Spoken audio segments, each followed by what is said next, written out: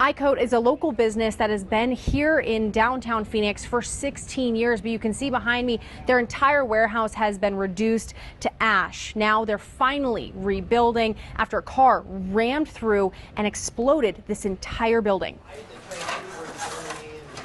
We just started today, so we've got 2 full dumpsters as of today. The cleanup now ramps up for Tim Phelps and his crew at their Phoenix warehouse near 15th Avenue and Grant Street.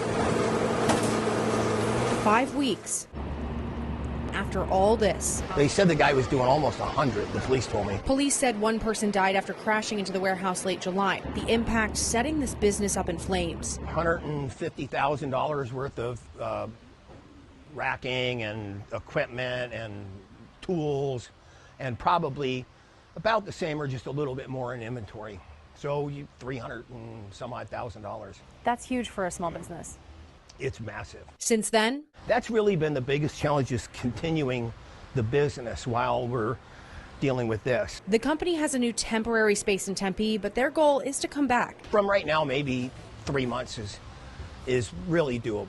The challenges to get there, though, include more than just insurance hiccups, but also people frequently trespassing. We put a camera in here, and you'd be surprised at how much we deal with that. As a gaping hole remains in the side. Block's going to start going in Monday, so we won't be dealing with that anymore. It'll be just everything else. Phelps says he's grateful for customers who are helping keep things going while he rebuilds his life work. It's just overcoming challenges, you know? I mean, it's like life is throwing something at you, and, you know, what do you get? I don't stress about things I can't control. In Phoenix, Lillian Donahue, Arizona Tonight.